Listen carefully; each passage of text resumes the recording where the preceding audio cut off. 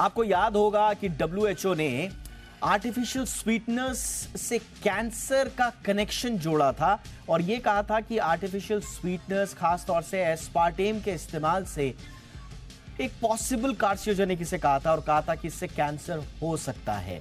जी business ने WHO ने जब ये गाइडलाइन जारी की, दोनों गाइडलाइंस अलग अलग आई हैं, एस्पार्टेम पर अलग आई और जो आर्टिफिशियल स्वीटनर्स हैं उन पर अलग आई, दोनों पर स्पेशल कवरेज की। हमने ये मुद्दा उठाया कि अगर आर्टिफिशियल स्वीटनर्स और एस्पार्टेम जैसे स्वीटनर्स जो हैं अगर सेहत के लिए इतने खतरनाक हैं तो उन पर भारत में एक आखिर रिसर्च क्यों नहीं हो सकती। इसके बाद फसाई ने इस पर अपनी इंडिपेंडेंट स्टडी की और अब फसाई ने इसके नतीजे बता दिए हैं। फसाई मोटा मोटा आप समझिए पहले इस बात से सहमत नहीं है कि आर्टिफिशियल स्वीटनर से कैंसर होता है। फसाई ने किन मुद्दों के आधार पर यह कहा है इसको हम विस्तार से आपको बताएंगे, लेकिन सबसे पहले शुरू करते हैं ये कहानी। ये आर्टिफिशियल स्वीटनर्स और कैंसर की कहानी आखिर शुरू कहां से हुई ये जरा आपको बताते हैं, थोड़ा बैकग्राउंड में ले चलते हैं, फिर आपको विस्तार से आज बताएंगे, सारा कंफ्यूजन दूर कर देंगे आपका कि आपके लिए आर्टिफिशियल स्वीटनर्स ठीक हैं या नहीं। पहले जरा इसके बैकग्राउंडर में जाते हैं। अब देखिए ये सारी कहानी शुरू होती है मई 2023 में जब डब्ल्यूएचओ ने बाकायदा एनएसएस यानी कि नॉन स्वीट जो स्वीटनर्स हैं जिन्हें शुगर फ्री आमतौर पर कहा जाता है उस पर एक गाइडलाइंस जारी की। मई 2023 में ये गाइडलाइंस आई और जैसी ये गाइडलाइंस आई हड़कंप मच गया। ऐसा क्या था इन गाइडलाइंस में जरा सुन लीजिए। डब्ल्यूएचओ ने कहा कि देखिए चीनी की जगह अगर आप स्वीटनर का इस्तेमाल कर रहे हैं, एनएसएस का इस्तेमाल कर रहे हैं तो लॉन्ग टर्म में इससे कोई फायदा होने वाला नहीं है। अगर आप सोच रहे हैं कि आपका लॉन्ग टर्म में वेट घट जाएगा तो यह ऐसा बिल्कुल नहीं है। यह डब्ल्यूएचओ ने कहा था। क्या कहा था? वेट कंट्रोल के लिए अगर आप लंबे समय तक इसका इस्तेमाल कर रहे हैं तो यह आपके लिए खतरनाक हो सकता है। और यही बात जो थी वो चौंकाने वाली थी। आर्टिफिशियल स्वीटनर्स जितनी भी कंपनियां इस्तेमाल करती हैं उनके लिए तो यह एक हड़कंप मचा देने वाली खबर थी। इसके बाद डब्ल्यूएचओ ने जो खुलासा किया था अपनी इस गाइडलाइन में वो और भी चिंताजनक था, कम से कम इन कंपनीज के लिए। क्या कहा? लंबे समय तक इस्तेमाल से टाइप 2 डायबिटीज का खतरा हो सकता है। यह डब्ल्यूएचओ ने कहा कि आप सोच रहे हैं कि आपका डायबिटीज ठीक हो जाएगा, आप सोच रहे हैं कि आपका वेट लॉस हो जाएगा। जी नहीं, लंबे समय तक इस्तेमाल कर रहे हैं तो हो सकता है एक अच्छे खासे स्वस्थ इंसान को उल्टा डायबिटीज ही हो जाए। और साथ ही साथ लंबे समय तक इस्तेमाल से आर्टिफिशियल स्वीटनर से हार्ट डिजीज का भी खतरा है। और यही नहीं, इसके अलावा दूसरी जो बीमारियां हैं उनका भी नाम लिया था डब्ल्यूएचओ ने। डब्ल्यूएचओ ने साफ तौर पर कहा कि ये जो आर्टिफिशियल स्वीटनर्स या नो शुगर के नाम पर या जीरो कैलोरी शुगर के नाम पर जो आप खा रहे हैं ये कोई इसेंशियल डाइटरी फैक्टर्स नहीं है, ये कोई जरूरी पोषक तत्व पोषक आहार नहीं है जो आप सोच रहे हैं कि इसको खा के एकदम जादू हो जाएगा।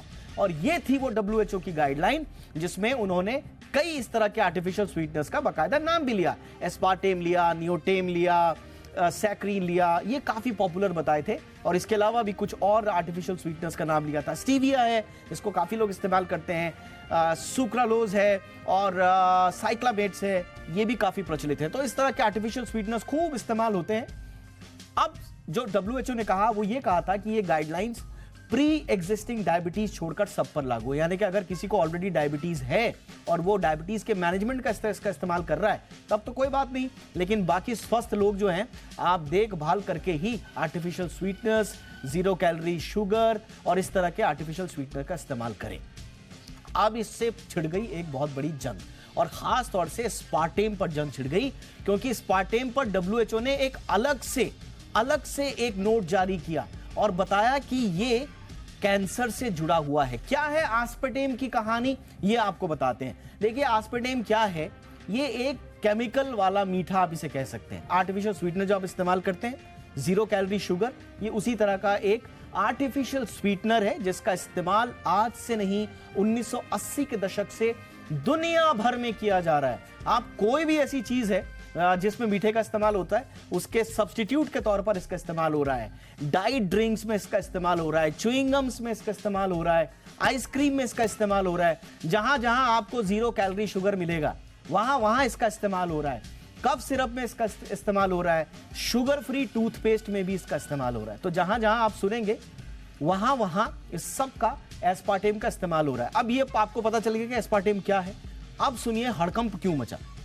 WHO ने जुलाई में क्या कहा एस्पार्टेम को लेकर, यह भी आप सुनिए, जिस पर यह सारी फसाई की कहानी आज उभर कर सामने आई है। WHO ने जुलाई में जब इसको जारी किया तो इसे पॉसिबली कार्सियोजेनिक बताया। अब पॉसिबली कार्सियोजेनिक का मतलब यह हुआ कि हो सकता है इससे कैंसर भी हो जाए। पॉसिबली शब्द लगा दिया।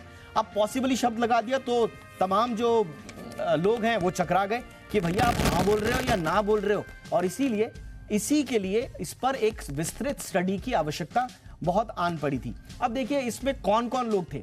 इसमें WHO था, IARC था, FAO था, JECFA था। इनका नाम भी मैं आपको बताता हूं।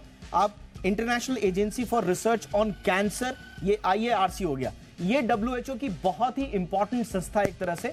पहले वाला दिखाइए, जरा एक्सप्लेन उसको मैं कर रहा हूं। International agency for research and cancer, ये वो संस्था है।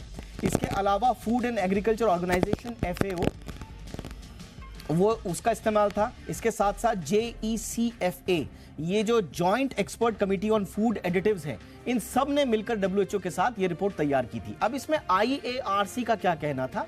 इसका ये कहना था कि पॉसिबली कार्सियोजेनिक है, ये था। दूसरी जो इसमें सम्मिलित संस्था थी, joint expert committee on food additives, JEC पे कहना था कि भैया हाँ इसमें भी एविडेंस तो बहुत कम है, लेकिन हो सकता है कि इससे भी कैंसर हो जाए। लेकिन इन्होंने रिकमेंडेशन दे दी। इन्होंने कहा कि रोजाना आप एक 40 mg पर kg का ही इस्तेमाल करें। इसके अलावा WHO ने कहा, ओवरऑल जब कहा कि पॉसिबल कार्सियोजेनिक है और नई स्टडी और रिसर्च के पर हम नजर रखेंगे, तो कुल मिलाकर यहां से सारा का सारा बवाल शुरू हुआ। भारत में जब यह मसला आया, जी बिजनेस ने इसे बहुत बढ़ चढ़कर उठाया। हमने कहा कि WHO ने इतनी बड़ी ऑब्जर्वेशन दे दी, हमारे यहां भी तो स्टडी होनी चाहिए। आपको याद होगा जी बिजनेस पर हमने एक सीरीज चलाई थी पूरी, और उसके बाद इस पर फसाई ने अब जाकर अपनी सफाई दी है। अब देखिए यह है आज की पूरी कहानी। फसाई क्या कह रहा है? क्या वो WHO से सहमत है? जी नहीं। इसके जो पक्ष में बात कही है फसाई ने, वो ये कहा है WHO की गाइडलाइंस कंट्री स्पेसिफिक हैं और सशर्त हैं।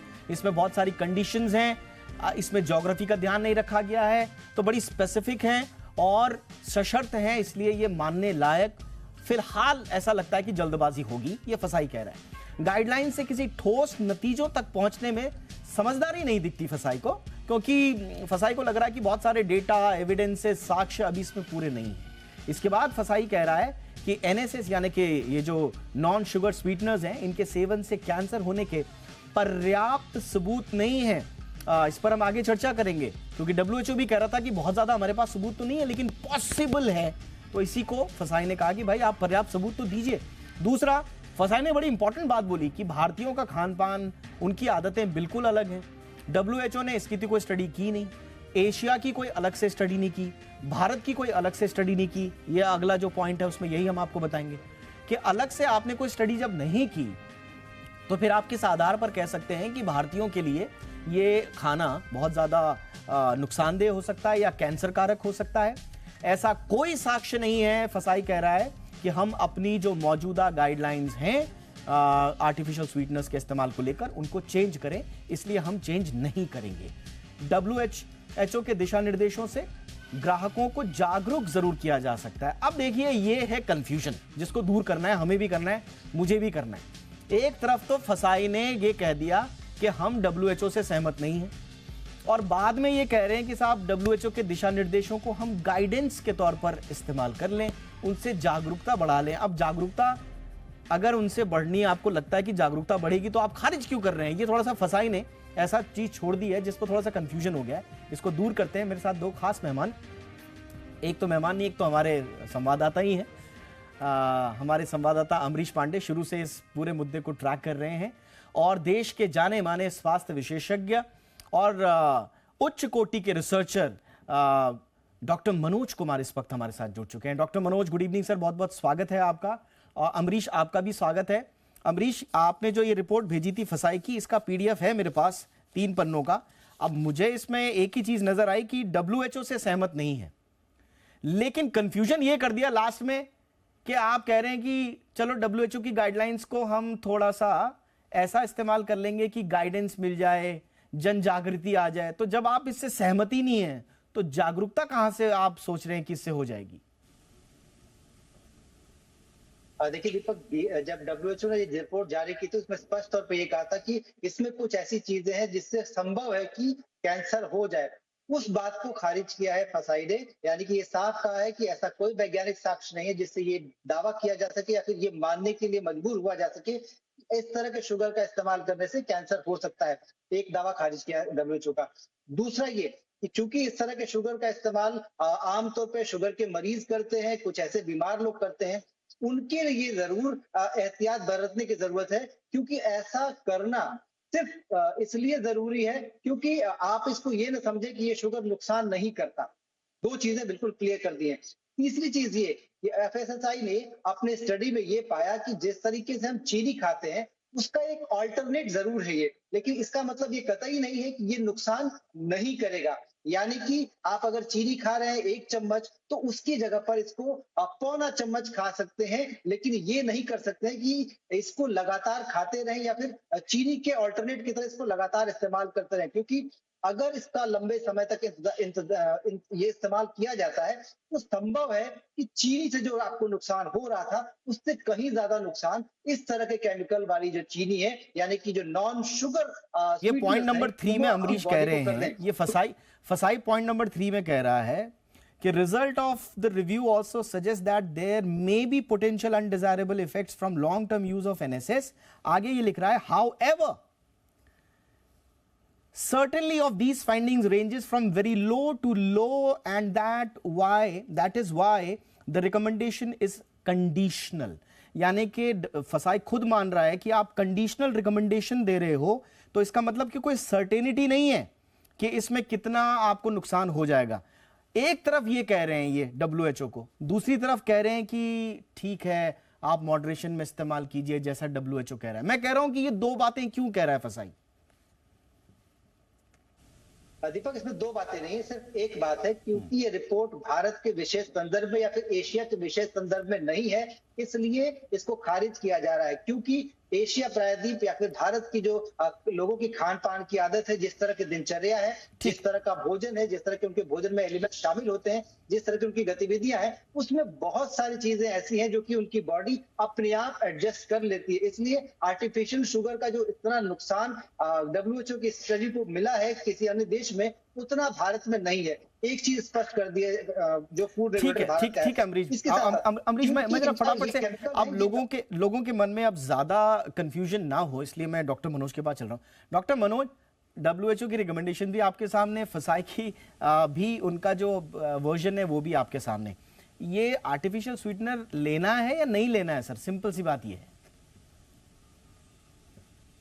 देखिए दीपक जी, मुझे अच्छे से याद है कि इसी पे हमने आपके साथ प्रोग्राम किया था जब ये रिपोर्ट आई थी, और आज जो एफएसएसआई की जो रिपोर्ट आई है उसमें कोई नई बात नहीं है। देखिए, जो डब्ल्यूएचओ ने भी कहा था कि क्लास 2B मतलब पॉसिबल कार्सिनोजेन है। देखिए, ये जो बात स्टार्ट हुई थी वहाँ तक हमें जाना चाहिए। ये न्यूट्रीनेट सांटे जो एक कोहोर्ट स्टडी थी, 1 लाख से ज़्यादा लोगों पे किया था, फ्रेंच पॉपुलेशन था, तो उस पर जब किया गया था तो देखा गया कि जो रिलेटिव रिस्क है 1.25 गुना, मतलब 1.15 1.2 तक चला गया था कुछ कैंसर्स के, जैसे ब्रेस्ट कैंसर्स, लीवर कैंसर्स, तो इसको माना गया था। बट देखिए, ये कोहॉर्ट स्टडी थी या कहिए कि एक एपिडेमियोलॉजिकल स्टडी थी, ये कोई ट्रायल्स या रेंडमाइज कंट्रोल ट्रायल्स नहीं था। हम लोग जो भी एविडेंस, जो पुख्ता एविडेंस बोलते हैं, वो जब लार्ज रेंडमाइज कंट्रोल ट्रायल्स में आता है तभी।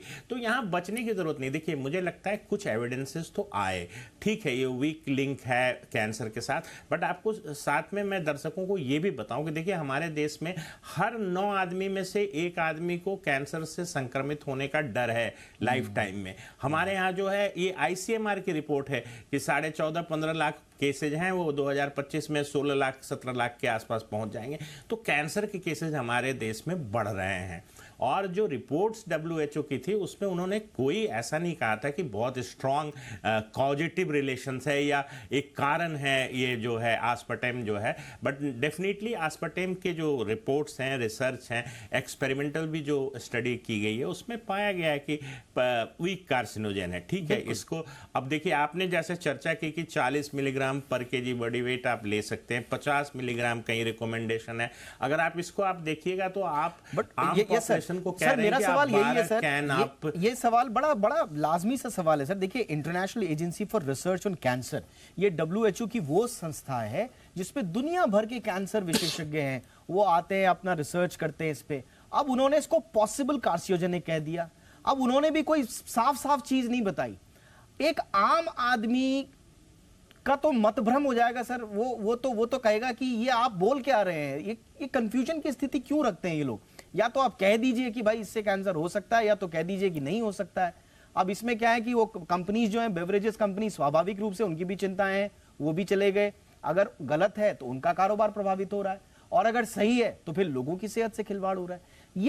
ये स्पष्ट स्थिति क्यों नहीं है? बिल्कुल मैं थोड़ा और कहूंगा सर, स्टीविया के केस बिल्कुल सही। 2011 में हमने स्टीविया को बैन किया, फिर हमने 2015 में उसको वापस बैन को हटा दिया। इतना सारा एविडेंसेस होने के बावजूद, इतनी रिसर्च होने के बावजूद ये ऐसी स्थिति क्यों है सर? देखिए स्टेविया जो आप कर रहे हैं वो एक प्लांट प्रोडक्ट था, उसमें कुछ ये देखा गया कि गट माइक्रोब्स को चेंज कर देता है, बाद में लेट ऑनसेट डायबिटीज़ या शुगर की बीमारी करता है, बहुत सारी चीज़ें आई, फिर पाया गया कि बहुत इम्पॉर्टेंट नहीं है क्लिनिकली। और आज के डेट में कुछ लोग स्टेविया को आस्पर्टेम से बेटर मानते हैं, क्योंकि आस्पर्टेम पे अब ये पॉसिबल कार्सिनोजन का मेरा ये कहना है कि देखिए अगर आप यूरोपियन फूड सेफ्टी अथॉरिटी का डेटा देखिए, उसके हिसाब से आप 50 मिलीग्राम पर केजी बॉडी वेट आप कंज्यूम कर सकते हैं आस्पर्टेम। अगर आप इस अमाउंट का मतलब आप 12 कैन जो है कोक का या किसी भी प्रोडक्ट का बेवरेज का नाम नहीं लेना चाहिए मुझे। जी डॉक्टर साहब, मैं छोटे से ब्रेक के लिए रुक जाता हूं। डॉक्टर साहब इस चर्चा को आगे बढ़ाएंगे, एक छोटे से ब्रेक के लिए मुझे रुकना है। फटाफट लौट रहे हैं, इस चर्चा को विस्तार से और समझेंगे एग्जैक्टली फसाई ने क्या कहा।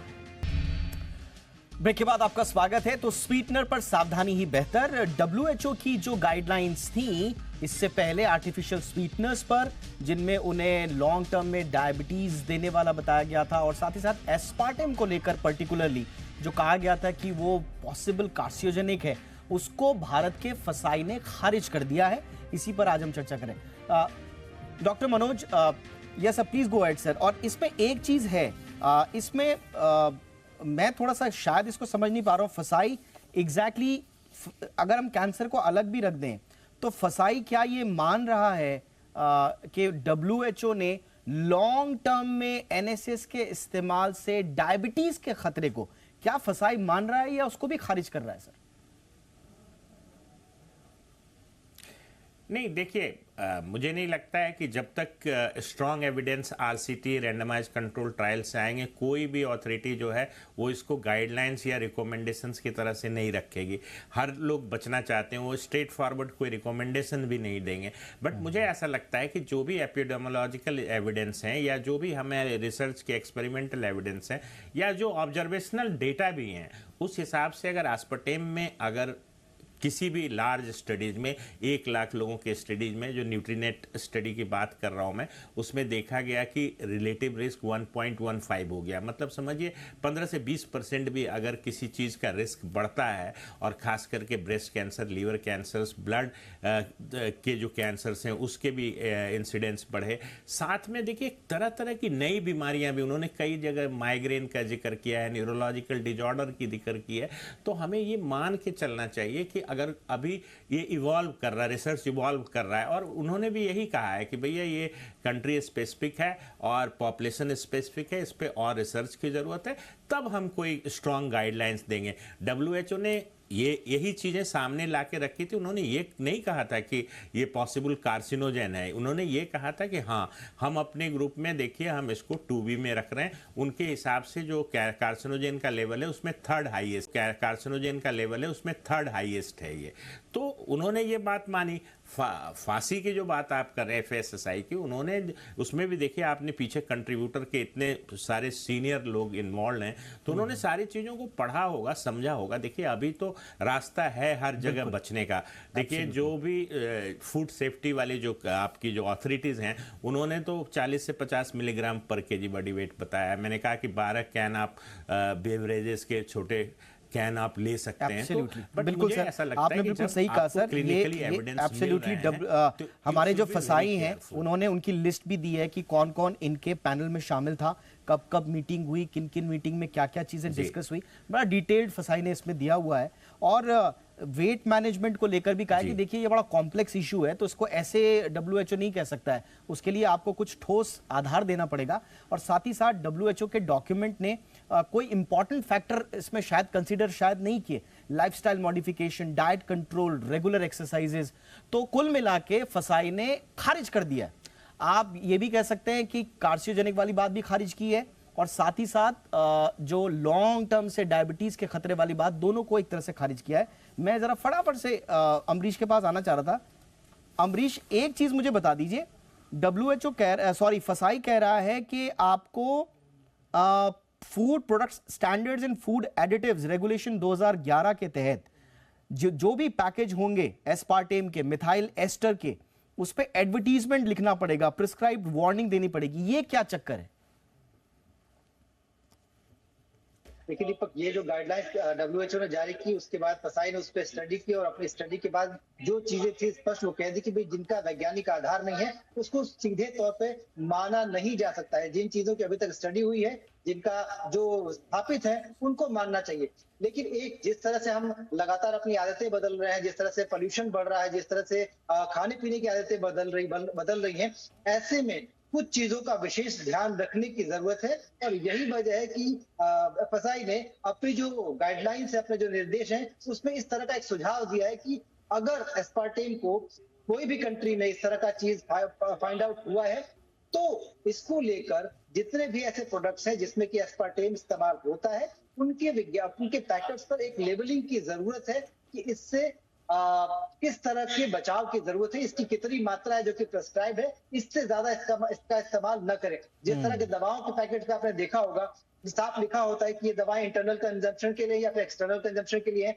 इसका इस्तेमाल कितना करना है, डॉक्टर की देखरेख में करना है, या फिर अगर डॉक्टर की देखरेख के बिना आप करें तो किस तरह से करें, उस तरह से। इसके अलावा एक और अहम चीज में जोड़ना चाहता हूं कि सरकार ने अभी 2 महीने पहले कमेटी बनाई थी कि आपकी जो खान पान की आदतें उसको किस तरह से उसमें बदलाव हुआ है, और उसको देखते हुए क्या स्टैंडर्ड्स है, यानी कि किस खाने में किस तरह कितना नमक होना चाहिए, कितना तेल होना चाहिए, किस तरह का तेल होना चाहिए, किस तरह का शुगर होना चाहिए, अगर वो शुगर इस तरह का नॉन शुगर स्वीटनर है तो वो कितना होना चाहिए। इसके लिए बाकायदा एक रिकमेंडेशन तैयार किया जा रहा है। जो जानकारी हमारे पास है उसके अनुसार इसके लिए एक लंबे दौर की बातचीत भी हो चुकी है। अब वो जो कमेटी है इस रिकमेंडेशन के दौर पे है, तो जाहिर सी बात है कि जो फूड रेगुलेटर है उस कंफ्यूजन में नहीं आना चाहता है, लिहाजा उसने अपनी जो सूचनाएं हैं वो उस कमेटी को प्रेषित कर दी है। अब वो कमेटी उसकी जानकारी ठीक है, यानी कि वो भी इन प्रोसेस है।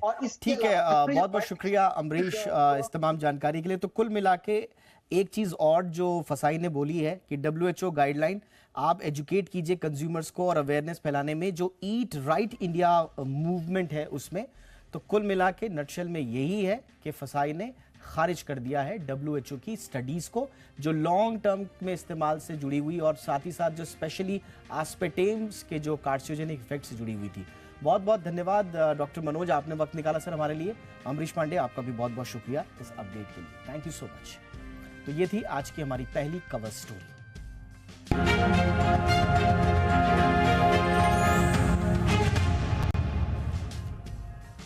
और आइए अब हमारी दूसरी कवर स्टोरी करते हैं शुरू।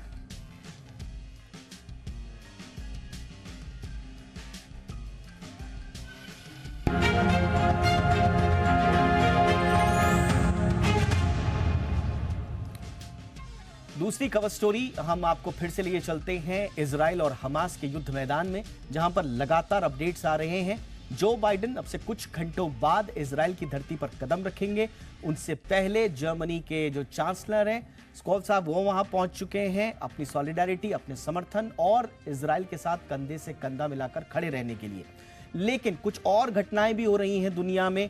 मसलन पुतिन साहब जो है वो चाइना पहुंच गए हैं, तो क्या एक नया ब्लॉक वहां पर बन रहा है, क्या कुछ हो रहा है पूरी दुनिया में, इस पर भी हमारी नजर रहेगी। लेकिन पहले जरा ये देख लीजिए कि इस वक्त ताजे हालात क्या हैं इजराइल हमास युद्ध के।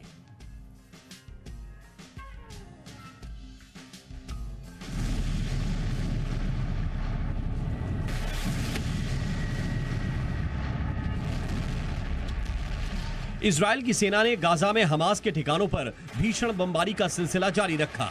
इजराइल ने हमास के मिलिट्री हेडक्वार्टर को एयर स्ट्राइक में तबाह कर दिया। हमले में हमास को फंडिंग देने वाला बैंक भी तबाह हो गया है। बीते 24 घंटे के अंदर इजराइल की सेना ने हमास के 200 सैन्य ठिकानों को निशाना बनाया है। इजराइल में कुछ नई सैन्य हलचल हुई है जो हमास के लिए फाइनल अल्टीमेटम से कम नहीं है। इजराइल हमास युद्ध में ईरान की ओर से दी जा रही धमकियों के बीच अमेरिका ने अपने मरीन रैपिड रेस्पॉन्स फोर्स को भूमध्य सागर के लिए रवाना कर दिया है। मरीन रैपिड रेस्पॉन्स फोर्स सिर्फ समंदर में ही नहीं बल्कि जमीन पर किसी भी हालात में हमले के लिए हमेशा तैयार रहती है। अमेरिका की यह सैन्य टुकड़ी बेहद घातक सैन्य टुकड़ियों में गिनी जाती है। दुश्मन के घर में घुसकर किसी तरह के ऑपरेशन को अंजाम देने में इस सैन्य टुकड़ी को महारत हासिल है।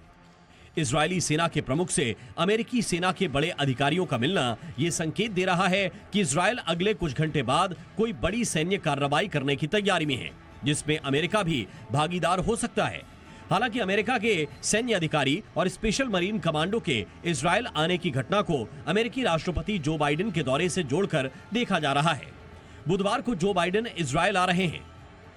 माना जा रहा है कि बाइडेन इजरायल के साथ अपनी एकजुटता दिखाने के मकसद से ही इजरायल आ रहे हैं। इजरायल दौरे पर बाइडेन हमास के आतंकी हमले के पीड़ितों से मिल सकते हैं, साथ ही हमास के बंधक बनाए लोगों के परिवार से भी मिल सकते हैं। On Wednesday, President Biden will visit Israel. He's coming here at a critical moment for Israel, for the region, and for the world. And he's coming here to do the following. First, the President will reaffirm the United States' solidarity with Israel and our ironclad commitment to its security.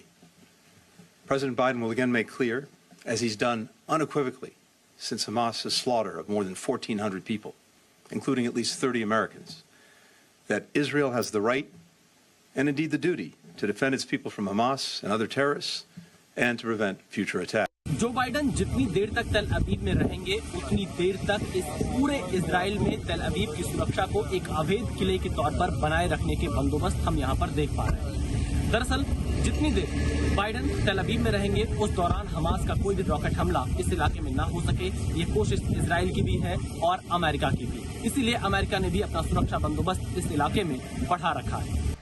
Biden का Israel दौरा Iran और Hamas के लिए बहुत बड़ा संकेत होगा। America ने अपनी तरफ से इजरायल के आसपास जिस तरह से सुरक्षा घेरा बढ़ाया है, उससे यह संदेश हमास को जाएगा कि वो इजरायल के बंधकों को जल्द से जल्द रिहा कर दें और घुटने टेक दें।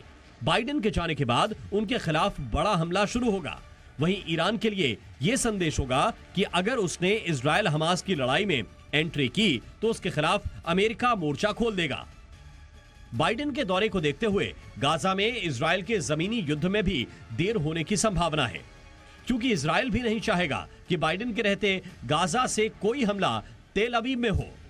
हालांकि इजरायल की ओर से आधिकारिक बयान यह भी आया है कि बाइडेन के दौरे की वजह से उसके ग्राउंड ऑपरेशन में कोई देरी नहीं होगी। विशाल पांडे, जी मीडिया, गाजा बॉर्डर, इजरायल। मेरे साथ बहुत ही खास मेहमान अंतर्राष्ट्रीय मामलों के जाने माने जानकार रॉबिंद्र सचदेवा जी जुड़ चुके हैं। रॉबिन सर, बहुत बहुत स्वागत है आपका। सर, थोड़ा कंफ्यूजन ये हो गया कि बाइडेन तो आ रहे हैं, स्वाभाविक है, कंधे से कंधा मिलाकर भी चलेंगे ही, लेकिन एक स्टेटमेंट आया कि गाजा को कब्जे में लेने की गलती मत करना। इसने कंफ्यूजन पैदा कर दिया कि अमेरिका चाह क्या रहा है। आई थिंक उसमें कोई कंफ्यूजन की बात नहीं होनी चाहिए, बट यू राइट, कंफ्यूजन पैदा कर रहा है। वो बाइडेन एक ओवरऑल स्टेटमेंट दे रहे थे यूएस कि ठीक है, इजराइल को जो करना है वो कर ले, बट गाजा को ऑक्यूपाई करने का ना सोचे कि अगले 1, 2, 3 साल मतलब इजरायली फोर्सेस ही वहां उसको ऑक्यूपाई करेंगी। वो एक ओवरऑल मैसेज है, तो उसमें मैं कुछ ज्यादा नहीं पढ़ूंगा। इस समय अमेरिका क्लियर कट इजराइल के साथ खड़ा है। बाइडेन का जो दौरा है ये केवल सॉलिडारिटी नहीं है कि इजराइल हम आपके साथ खड़े हैं, वो तो है ही है, पर देखिए बाइडेन अमेरिका का प्रेसिडेंट है, उसकी सबसे पहले ड्यूटी है अपने देश के नागरिकों को, अमेरिकन होस्टेजेस हमस ने ले रखे हैं, उनको कैसे छुड़ाना, कैसा अरेंजमेंट किया जाए। दूसरा, अमेरिकन सिटीजन्स को केवल हमस ने बंदी ही नहीं बनाया, उसके अलावा गाजा पट्टी में करीब 500 से 700 अमेरिकन सिटीजन्स हैं जो आए हुए थे वहां अपनी फैमिली से मिलने या टूरिज्म से इत्यादि। याद रखिए, पैलेस्टीनियन अमेरिका जाते हैं, वहां रहते हैं, सिटीजन बन जाते हैं, फिर वापस आते हैं अपने माँ बहन को मिलने, घर को मिलने, जैसे इंडियन गए अमेरिकन हो गए पर आए तो इंडिया। तो इस तरह से करीब 500 से 700 अमेरिकन गाजा पट्टी में फंसे हुए हैं, वो एक अलग कैटेगरी जो अमेरिकन फंसे हैं, उनको कैसे निकालना, ये जो ह्यूमन कॉरिडोर इत्यादि की बात हो रही है वो है। तीसरा, बाइडेन जब यहां होंगे, इनकी एक मीटिंग होगी प्राइवेट 1-on-1 विद नेतन्याहू, कमरे में कोई और नहीं होगा। उस मीटिंग में इनके पास नॉट अपॉर्चुनिटी, इसलिए करी जाती है ऐसी मीटिंग लीडर्स के बीच में कि आपस में क्लैरिटी कर दो, बाइडेन नेतन्याहू को क्या मैसेज देंगे, नेतन्याहू क्या बोलेगा, ये क्या एग्री करेंगे। बाइडेन कहेंगे नेतन्याहू को ठीक है आपको जो करना है करते रहो, हम पब्लिक में ये कहेंगे, प्राइवेट में हम आपके साथ ऐसे हैं। नेतन्याहू के सामने और दुनिया के सामने, अमेरिका के सामने सबसे बड़ी चुनौती ये शुरू खड़ी हो गई है कि नेतन्याहू या इजराइल का जो ऑब्जेक्टिव है कि हम हमास का नामो निशान मिटा देंगे, वो गोल, वो ऑब्जेक्टिव नेतन्याहू इजराइल कभी अचीव नहीं कर पाएगा। और जैसे जैसे अभी ये किलिंग्स बढ़ेंगी, हमास की भी, उसके साथ सिटीजन्स की भी, हमने एक स्टडी करी है जिसका कोलैटरल एस्टिमेट, अगर 40,000 हमास हैं जो कहलाते हैं, एक एक्टिव मिलिटेंट के पीछे करीब 5 और हार्डकोर उसके वो होते हैं, तो 40,000 गुणा 5, that means they about 2 lakh Hamas and active Hamas in Gaza. अब जितनी ये बॉम्बिंग इजराइल कर रहा है उसमें सिविलियंस भी मारे जा रहे हैं, तो मोटा मोटा मान लीजिए आधे तो सिविलियन मर रहे हैं, आधे हमास मिल रहे हैं। तो इजराइल को अगर नामो निशान मिटाना है हमास का, इजराइल को 4 लाख लोगों को स्लॉटर करना होगा इस गाजा पट्टी में। 4 लाख में से 2 लाख सिविलियन गए, 2 लाख हमास गए। क्या इजराइल 4 लाख तक पहुंच पाएगा? अभी तो 3-4 हजार हुए हैं, ऐसा क्राइसिस हो गया है। बहुत इंपॉर्टेंट आपका असेसमेंट है सर। मुझे लगता है कि सारी दुनिया यही सोच रही है कि इजराइल कहां तक जाएगा। हमास शायद यही चाह रहा था कि वो ऐसी लिमिट तक आए, इजराइल का जो काउंटर अटैक वो ऐसी लिमिट तक जाए कि हमास एक धीरे धीरे करके, हमास या गाजा वो एक सिंपैथी का सेंटर बन जाए। ऐसा तो नहीं है सर कि इसमें जो इजराइल जो कह रहा है कि साहब हमारे साथ नाइंसाफी हुई है, हमारे ऊपर अटैक हुआ, हमने पहले अटैक नहीं किया, कहीं ये इजराइल का वो तो नहीं भूल जाएंगे लोग? यस, भूलने का चांस है। और बाय द वे केवल ये नहीं कि हमास ने इजराइल पे अटैक किया, ये पिछले 70-80 साल में अनफॉर्चुनेट है इजराइल और पैलेस्टीनियंस के बीच में attack counter attack, attack counter attack. आप पैलेस्टीनियन से पूछिए ना, वो कहते हैं कि वेस्ट बैंक में इन्होंने हमें ऐसे मार रहे हैं इजरायली सोल्जर्स, गाजा में हमें ये नहीं दे रहे। तो ये एक साइकिल है। यस श्योर, इस बार हमास ने मेजर अटैक करा है, बट इजराइल फंस जाएगा या फंस गया है, मैं तो कहूंगा मल्टीपल रीजंस। एनीवे, बाइडेन अभी आएंगे, ठीक है, इससे मिलेंगे, इसके बाद वो जा खा रहे हैं, इजराइल के बाद बाइडेन जा रहा है जॉर्डन। जॉर्डन में वो मिलेंगे जॉर्डन के किंग को, उसका कोई खास अहमियत नहीं, बट इसलिए मिल रहे हैं, वो न्यूट्रल सा ग्राउंड है। वहां पर पैलेस्टीनियन अथॉरिटी जो है, देखिए इजराइल है, गाजा पट्टी है जो इजराइल ऑक्यूपाई करता है, जहां 20 लाख करीब आपके ये पैलेस्टीनियंस रहते हैं। एक और इलाका है वेस्ट बैंक, वो भी एक प्रेशर कुकर है, उसको भी इजराइल कंट्रोल करता है, वहां 30 लाख लोग रहते हैं, और वहां जेरूसलम भी है जो कि तीनों रिलीजन क्लेम करते हैं। तो वेस्ट बैंक में पैलेस्टीनियन अथॉरिटी की एक सरकार है जो कि टोटली टूथलेस है, उसका एक हेड है अब्बास, मोहम्मद महमूद अब्बास।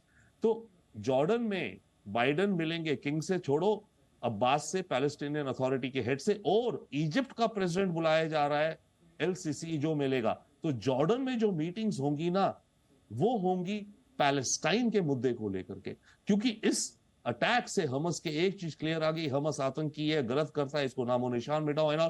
पर बात आ गई, व्हाट अबाउट पैलेस्टाइन, पैलेस्टीन के लोगों का ह्यूमैनिटेरियन इशू अभी एक जो आप कह रहे हैं सर, बिल्कुल आप सही कह रहे हैं। जो वेस्ट बैंक में जो कहा जाता है कि जो पैलेस्टीनियंस की जो मेन स्ट्रीम पॉलिटिक्स का हिस्सा है वो वेस्ट बैंक है, यहाँ पर हमास ने तख्ता पलट करके वहां पे सरकार बना रखी है। अब आप जो इंपॉर्टेंट बात कह रहे हैं वो ये कह रहे हैं कि इजराइल फंस गया, अब वो गाजा के अंदर घुसेगा, अब कैसे वो वहां पर ये फर्क करेगा कि कौन सिविलियन है, कौन हमास का मिलिटेंट है, ये एक नंबर 1। दूसरा, क्या ये युद्ध सर अब लंबा चलेगा, क्योंकि स्वाभाविक रूप से छापेमार युद्ध शुरू होंगे, गोरिल्ला वॉरफेयर शुरू होगा गाजा में जब घुसेगा। तो आपको लग रहा है सर कि ये वॉर जो है कम से कम गाजा में ये लंबा चलेगा, और फिलिस्तीन का जो 2 नेशन थ्योरी का जो दुनिया का वादा भी है पैलेस्टीनियन से, वो भी बरकरार रहेगा? दोनों चीजों में यस एंड यस। और फिलिस्तीन पे मैं फिर से आता हूं, अमेरिका के एंटनी ब्लिंकन पिछले हफ्ते भर से 8-10 देशों में, कतर में इधर उधर मिल रहे हैं। ठीक है, आधा ऑब्जेक्टिव उनका है कि अमेरिकन होस्टेजेस को निकालने के लिए हमास पे प्रेशर दिलाओ, कतर के अच्छे रिश्ते, कतर को बोलो, सऊदी को बोलो इत्यादि। बट एक कॉन्फ्रेंस इंटरनेशनल अरेंज करी जा रही है इजिप्ट में, जो कि will be focused on the मुद्दा ऑफ पैलेस्टाइन। इस वॉर को तो देखेंगे अलग, मतलब वॉर के कॉन्टेक्स्ट में ही होगी, जिसमें कि अमेरिका, यूरोप के, जर्मनी, फ्रांस इत्यादि, कतर, सऊदी जो भी हैं। अब उसमें बाय द वे इजराइल आए ना आए पता नहीं, बट ये इंटरनेशनल कॉन्फ्रेंस अरेंज करी जा रही है इजिप्ट में ऑन द मुद्दा ऑफ पैलेस्टाइन। तो पैलेस्टाइन का मुद्दा दुनिया को क्लियरली अब फ्रंट एंड सेंटर एड्रेस करना पड़ेगा। That's one. Back to Israel. Yes, Israel ये जो गुरिल्ला वॉरफेयर आप एग्जैक्टली कह रहे हैं, छापे मारे और क्या पता क्या क्या। हमने कल एक स्टडी निकाली है, केवल यही नहीं, गाजा के अंदर जो टनल्स हैं जो इंटरनल सिटी में है, 25% ऑफ गाजा की strip is below sea level. तो अगर हमास इतने एक्सपर्ट हैं टनल्स बनाने में, तो वो क्या समुद्र से नीचे 3 फुट नीचे मात्र एक टनल बना दें अपने लो लाइंग एरिया में, और जब इजराइल इन्वेड करे उस टनल के माउथ को वो एक्सप्लोड कर दे, समुद्र का पानी धाड़ता वो अंदर आ जाएगा, कहीं ना कहीं तो दलदल बनाएगा। तो कुछ कह नहीं सकते कि हमास कैसे और क्या करेगा, तो इजराइल यहां पर डिस्टिंग्विश कैसे करेगा। So Israel will face a challenge. जितनी जल्दी हो सके इसको अपनी कोई एक गोल पोस्ट शिफ्ट करनी चाहिए और बोलना चाहिए कि मैं तो, मेरी ये ऑपरेशन उस लेवल की है, मैं ये करके कहूंगा मेरी विक्ट्री हो गई। बट प्रॉब्लम ये है, नेतन्याहू इतना डीप जा चुके हैं, अपनी गोल पोस्ट वापस शिफ्ट नहीं कर पाएंगे। ये बहुत इंपॉर्टेंट बात आपने बोल दी कि नेतन्याहू इतना आगे अब बढ़ चुके हैं, यहां तक कि वो रिस्पॉन्ड भी नहीं कर रहे हैं हॉस्टेजेस को रिलीज करने के बदले में। सीज फायर का भी वो रिस्पॉन्ड नहीं कर रहे हैं। वो कह रहे हैं हमें अभी आगे बढ़ना है, हमसे अब कोई बात मत करो। तो अब अचानक से क्या होगा ये कहना बड़ा मुश्किल, लेकिन जैसा आपने कहा ये बड़ी कैच 22 सिचुएशन आ गई है इजराइल के सामने। इजराइल गया है फंस, अब वो निकलेगा कैसे? क्या बाइडन निकाल पाएंगे? क्या जर्मन चांसलर वहां पर आए वो निकाल पाएंगे? क्या जो जॉर्डन में बैठक होने वाली है उससे कोई रास्ता निकलेगा? क्या निकलेगा ये अब वक्त ही बताएगा, इस पर नजर हमारी रहेगी। But thank you so much sir, Ravindra sir, आपने वक्त निकाला और बहुत अच्छे से समझाया इस मुद्दे को। Thank you so much. ये थी हमारी दूसरी कवर स्टोरी।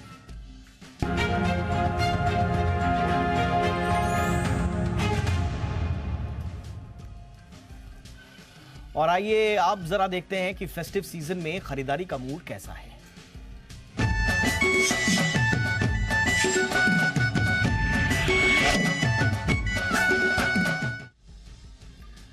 तो त्योहारी सीजन में गाड़ियों की खरीदारी जोरों पर है। लोग त्योहारों के शुभ मौके और डिस्काउंट की वजह से गाड़ियां बुक करा रहे हैं। मुंबई से सौरभ पांडे बता रहे हैं कि कारों के किस मॉडल पर कितना डिस्काउंट है।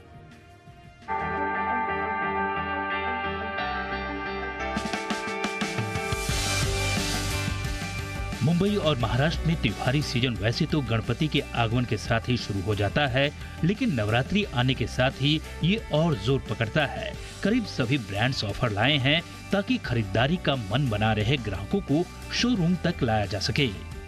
डिस्काउंट ऑफर तो इस सीजन में सिर्फ अगर आप देखेंगे तो पूना एक इलेक्ट्रिक गाड़ी है हमारी, तो पूना में हुंडई की तरफ से अच्छा ऑफर है, 2 लाख रुपए का स्कीम चल रहा है। अदर देन पूना अगर बात करेंगे तो सीएनजी कार्स के ऊपर महानगर गैस की तरफ से कुछ ऑफर है।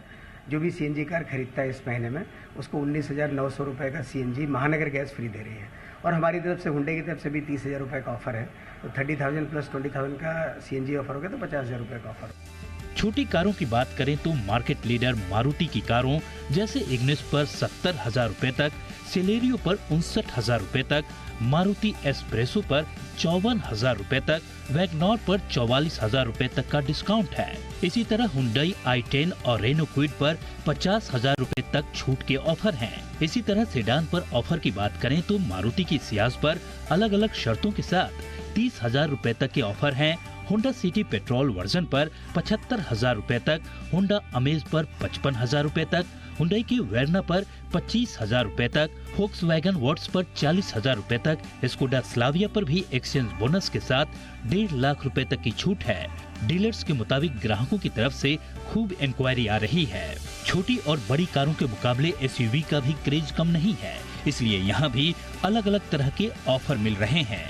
MG हेक्टर पर करीब 1.5 लाख रुपए तक छूट मिल रही है। महिंद्रा XUV 300 के सिलेक्ट मॉडल पर 1 लाख रुपए तक, जीप कंपास पर भी 1 लाख रुपए तक, Tata safari pre facelift version पर 1.25 लाख रुपए तक, स्कोडा कुशाक पर 1.5 लाख रुपए तक और फोक्सवैगन टाइगून पर 1 लाख रुपए तक का डिस्काउंट है। हालांकि अलग अलग शहरों में डिस्काउंट और डिस्काउंट की शर्तों में थोड़ा फर्क हो सकता है। डीलर्स को भरोसा है कि बिक्री अच्छी रहने वाली है। कंपनियों के जो टॉप सेलिंग मॉडल हैं, वहां पर डिस्काउंट न के बराबर है। डीलर्स अपनी तरफ से एक्सेसरीज आदि के ऑफर दे रहे हैं। त्योहारी सीजन की शुरुआत से ग्राहक और कंपनी दोनों को ही फायदा होता है। ग्राहकों को दिए गए डिस्काउंट्स और ऑफर से न सिर्फ ग्राहकों को फायदा होता है, बल्कि कंपनीज को भी व्यापार में बढ़ोतरी होती है। मुंबई से वीडियो जर्नलिस्ट नरसिंह के साथ सौरभ पांडे, जी मीडिया। और अब नवरात्र के मौके पर अनिल सिंघवी के नवरत्न SIP।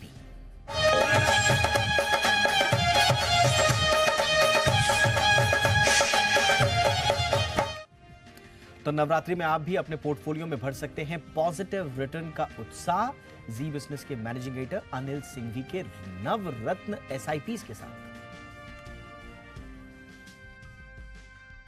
बेहद इंटरेस्टिंग स्टॉक लेके आया हूं और उसका नाम है लेटेंट व्यू एनालिटिक्स। दीप, सबसे पहले पसंद होने की वजह यह है कि प्रोमोटर्स जो है बहुत ही गजब के प्रोमोटर है। ये प्रोमोटर मैप में इंडिया, एमटार टेक्नोलॉजी, ऐसे प्रोमोटर है, मतलब क्लास। मतलब आप ऐसी कंपनियां कम मिलेगी जिसमें किसी तरह का कोई लिटिगेशन नहीं है। दूसरी चीज जो दीप आती है इसमें कि अब तक का जो फाइनेंशियल ट्रैक रिकॉर्ड है वो काफ़ी मजबूत है इनका।